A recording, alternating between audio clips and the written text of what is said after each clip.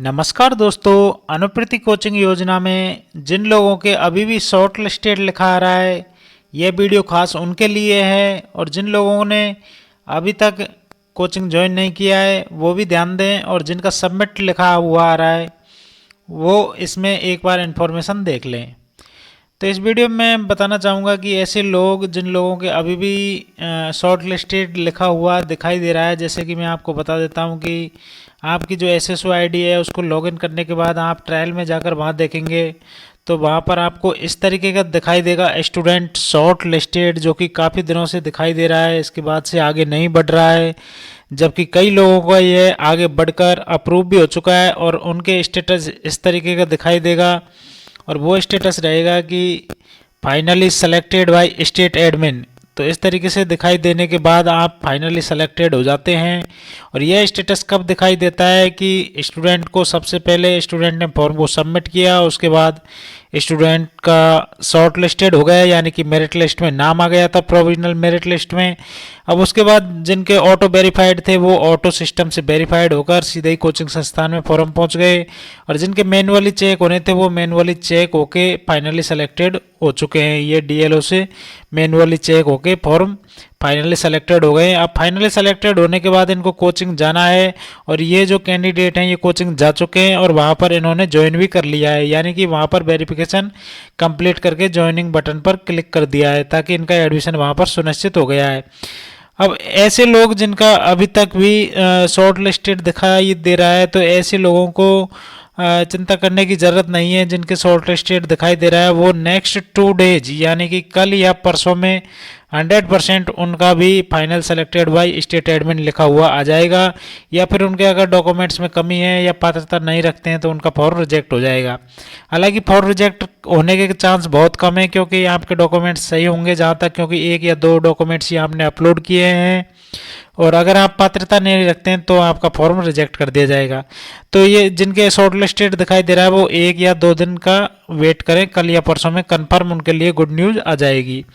और ऐसे स्टूडेंट जिनका final selected by state admin हो गया है लेकिन काफ़ी क्वेरी आ रही है कि कोचिंग संस्थान से कोई कॉल नहीं आ रहा है, तो आप कॉल का वेट ना करें, कोचिंग संस्थान से कॉल आने का वेट ना करें, क्योंकि जब final selected by state admin हो जाता है उसके बाद आपका आवेदन सीधा ही कोचिंग सेंटर पर पहुंच जाता है। आप स्वयं जाकर वहां पर एडमिशन ले सकते हैं, अपना ज्वाइनिंग कर सकते हैं, या फिर आपको कोई इंक्वायरी लेनी है तो आप कोचिंग सेंटर में कॉल करके वहां से इंक्वायरी ले सकते हैं।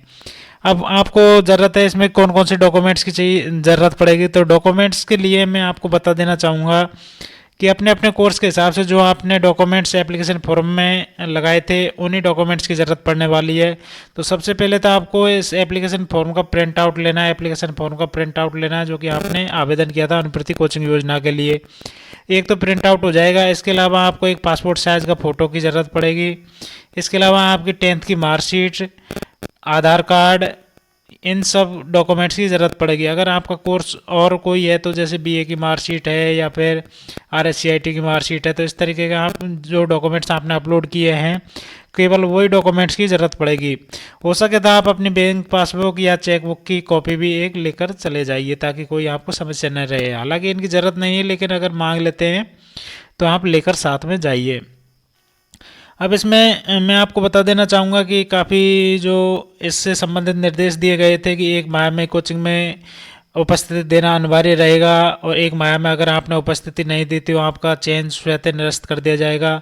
तो 1 महीने का समय काफ़ी होता है, आप 1 महीने के अंदर आराम से ज्वाइन कर सकते हैं। अभी जिनके फॉर्म चेक नहीं हुए वो थोड़ा वेट कर लें, फॉर्म चेक होने के बाद अप्रूव हो जाएगा, अप्रूव होने के बाद हम कोचिंग में जाकर ज्वाइन कर सकते हैं। अब इसमें आगे और निर्देश दिए गए थे कि इसमें साफ साफ लिखा हुआ है कि जिन अभ्यर्थियों द्वारा ऑनलाइन आवेदन में किसी भी दस्तावेज को अपलोड किया गया है उन ऑनलाइन आवेदन पत्रों का संबंधित जिला अधिकारी द्वारा सत्यापन कर अनुमोदित किए जाने के पश्चात ही कोचिंग संस्थान में उपस्थिति दिए जाने का विकल्प प्रदर्शित होगा, और 7 दिवस में ये जिला अधिकारियों को ये सत्यापन किया जाना अनिवार्य है। तो इस वीक के एंड तक ये सब जितने भी सत्यापन से पेंडिंग है, जितने भी शॉर्ट लिस्टेड दिखाई दे रहे हैं वो सब कंप्लीट काम हो जाएगा इस वीक में। और इसमें जो संबंधित निर्देश दिए गए थे कि बायोमेट्रिक डिवाइस उपस्थित कर योजना अंतर्गत चयनित अभ्यर्थियों को बायोमेट्रिक उपस्थिति करवाया जाना अनिवार्य होगा। तो कोचिंग संस्थान में आपकी बायोमेट्रिक अटेंडेंस होगी, उसके बाद ही कोचिंग संस्थान को डिपार्टमेंट की तरफ से पेमेंट किया जाएगा। जो आपकी फीस रहेगी वो गवर्नमेंट की तरफ से उस कोचिंग संस्थान को जब ही दी जाएगी जब आप वहां जाकर ज्वाइन कर लेंगे। इसलिए कोचिंग संस्थान बार बार कॉल करके आपको बुला रही है कि जितना जल्दी आप ज्वाइन करेंगे उतना जल्दी उनका पेमेंट बन जाएगा, इसलिए वो कॉल कर रहे हैं। लेकिन आप सोच रहे हैं कॉल क्यों नहीं कर रहे, तो कॉल करने का कोई प्रावधान नहीं है, ना कोई नियम है। आपका अगर फाइनली सेलेक्टेड हो गया, आपके पास एप्लीकेशन फॉर्म का प्रिंट आउट है, उसमें आपकी सेलेक्टेड कोचिंग है, तो उस कोचिंग में जाकर आप अपने डॉक्यूमेंट्स ले जाकर ज्वाइन कर सकते हैं। इसमें कोई कॉल का वेट करने का सिस्टम नहीं है, कोई भी ऐसा नियम नहीं है। हालांकि वो कॉल इसलिए कर रहे हैं कि उनको पेमेंट लेना है गवर्नमेंट की तरफ से, आपकी फ़ीस लेनी है और बच्चा किसी और दूसरी कोचिंग में ना चला जाए, इसलिए कॉल करके आपको बुला रहे हैं। अब इसमें एक महत्वपूर्ण पॉइंट ये है कि जिन लोगों को कोचिंग चेंज करनी है उसके लिए इन्होंने पॉइंट नंबर 6 दिया है। इसमें है कि योजना अंतर्गत मेरिट सूची जारी किए जाने के पश्चात यदि कोई अभ्यर्थी पूर्व में चयनित कोचिंग संस्थान के स्थान पर उसी परीक्षा की अन्य किसी सूचीबद्ध कोचिंग संस्थान का चयन करना चाहे तो कोचिंग में उपस्थिति नहीं दिए जाने तक परिवर्तन किए जाने का विकल्प पोर्टल पर प्रदर्शित होगा।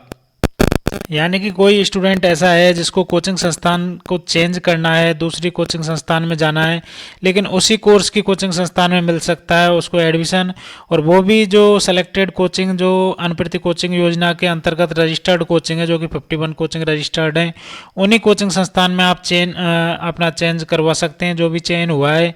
जैसे माना कि आपका रीट एग्जाम के लिए उत्कर्ष कोचिंग जोधपुर में आपका सिलेक्शन हो गया यार, आप जोधपुर नहीं जाना चाहते, आप अगर जयपुर के रहने वाले हैं तो जयपुर में कोचिंग करना चाहते हैं, या सीकर के रहने वाले सीकर में करना चाहते हैं, तो आप उसी कोर्स के लिए यानी कि रीट कोर्स के लिए ही आपके जो दूसरी कोचिंग रजिस्टर्ड है आपके नज़दीक में जयपुर या सीकर से, तो उस कोचिंग में ही आप अपना जो भी एडमिशन है उसको चेंज करवा सकते हैं।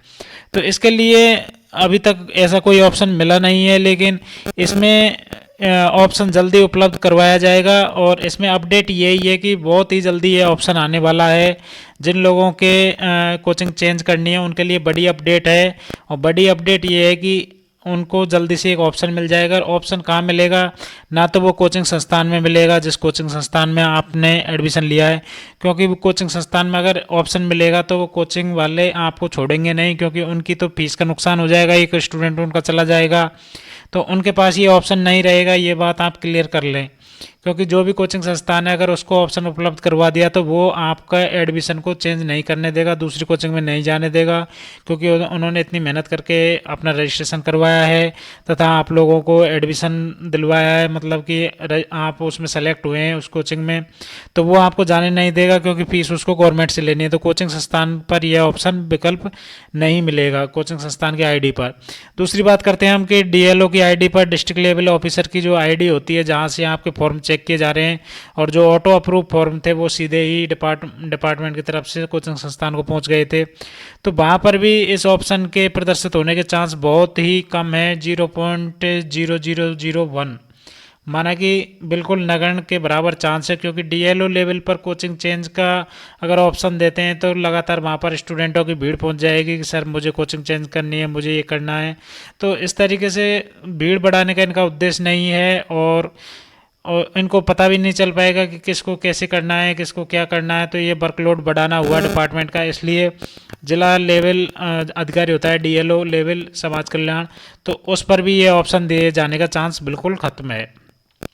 तो अभी 2 चांस खत्म होने के बाद एक और जो मौका है तो वो कहाँ पर है कि वो स्टूडेंट की जो एसएसओ आईडी होती है उस पर, स्टूडेंट की जो एसएसओ आईडी है उस पर जल्दी ही कुछ दिनों में एक ऑप्शन अवेलेबल हो जाएगा, जहां से आप उसमें कोचिंग चेंज का ऑप्शन रहेगा, उसमें आप सेलेक्टेड कोचिंग को दोबारा से सेलेक्ट कर सकते हैं और अपनी कोचिंग चेंज कर सकते हैं। ये ऑप्शन हालांकि अभी तक अवेलेबल नहीं हुआ है, लेकिन ये जल्द ही अवेलेबल हो जाएगा। इससे संबंधित अपडेट है कि कुछ ही दिनों में जितना जल्दी हो सके उतना जल्दी ये ऑप्शन आ जाएगा और आप वहाँ से अपनी कोचिंग चेंज कर सकते हैं।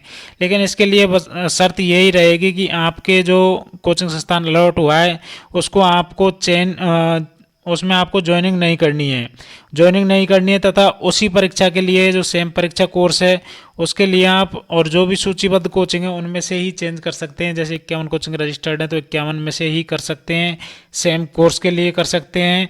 और जब तक आपने कोचिंग में उपस्थिति नहीं दी है, किसी अन्य कोचिंग में जो सेलेक्ट हुए हैं उसमें अगर उपस्थिति नहीं दी है तो ही आप उसमें चेंज कर पाएंगे। अगर आपने एक बार उपस्थिति दे दी किसी कोचिंग में तो उसके बाद आप चेंज नहीं कर पाएंगे, ये आप स्पष्ट ध्यान दें।